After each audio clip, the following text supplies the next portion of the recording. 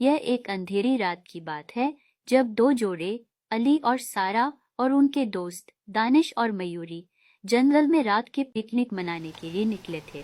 उन्होंने सोचा था कि रात के समय जंगल की खूबसूरती का आनंद लेना एक रोमांचक अनुभव होगा।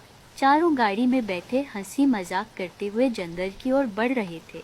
सारा और मयूरी गाने गा रही थीं और अली और दानिश अपनी बातों में खोए हुए थे।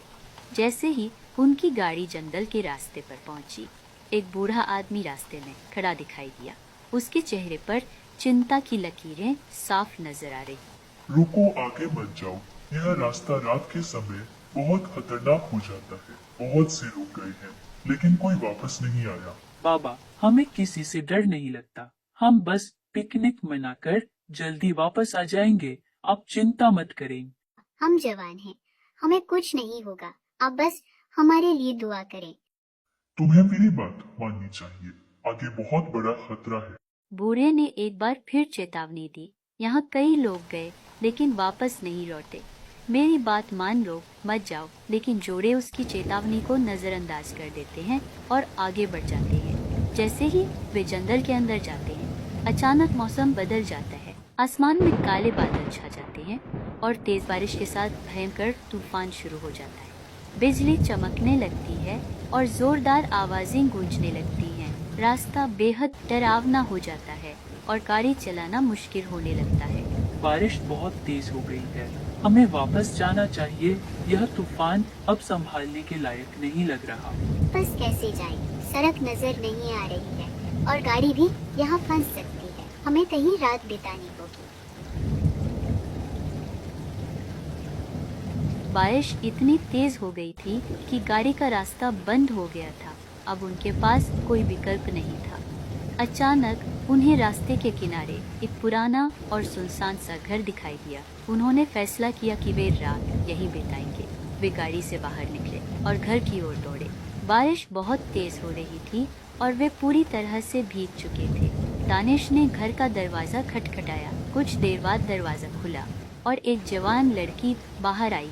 उसकी आंखों में एक अजीब सी चमक थी, लेकिन उन चारों ने उस पर ध्यान नहीं दिया।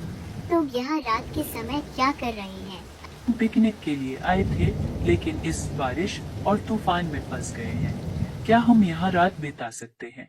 लड़की मुस्कुराते हुए, आइए, आप लोग यहाँ आराम कर सकते हैं।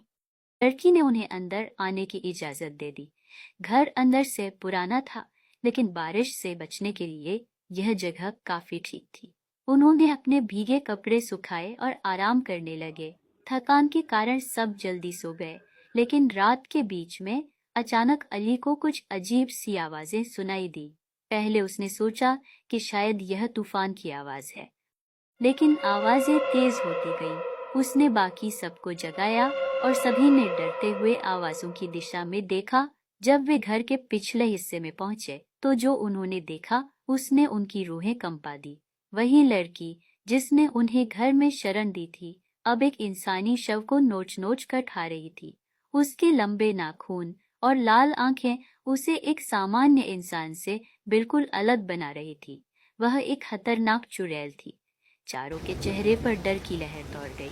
मयूरी ने चीखते हुए कहा, दानिश डरते हुए, भागो नहीं तो हम सब मारे जाएंगे। सारा कांपते हुए, मुझे अपनी जान बचने की उम्मीद भी नहीं थी। हम बड़ी मुश्किल से गाड़ी तक पहुंचे हैं। अली थकते हुए, अब फिर कभी इस जंगल की तरफ नहीं जाएंगे, कभी नहीं। काश हमने उस बूढ़े आदमी की बात मान ली होती, तो आज यह सब न होता। बाहर का मौसम और भी खराब हो चुका था। बारिश अभी भी जोरदार हो रही थी और पेड़ों की डालियां रास्ते में बाधा बन रही थी। चुड़ैल उनकी ओर तेजी से बढ़ रही थी। उसकी खतरनाक चीखें जंगल में गूंज रही थी। तेजी से गाड़ी स्टार्ट की और वहां से भाग निकले। चुड़ैल की चीखें पीछे छूट गई, लेकिन उनके दिलों में वो डर हमेशा के लिए बस गया।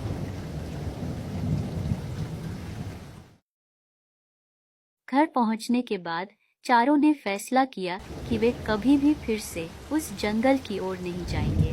वे जानते थे कि उस रात ने उनकी जिंदगी बदल दी थी, और सबसे बड़ी बात, उन्होंने सीखा कि कभी भी बुजुर्गों की चेतावनियों को हल्के में नहीं लेना चाहिए। वह बूढ़ा व्यक्ति सही था और अगर उन्होंने उसकी बात मान ली होती तो वे उस भयानक अनुभव से बच सकते थे। अब उन्होंने पक्का कर लिया था कि वे भविष्य में किसी भी ऐसे खतरे से दूर रहेंगे।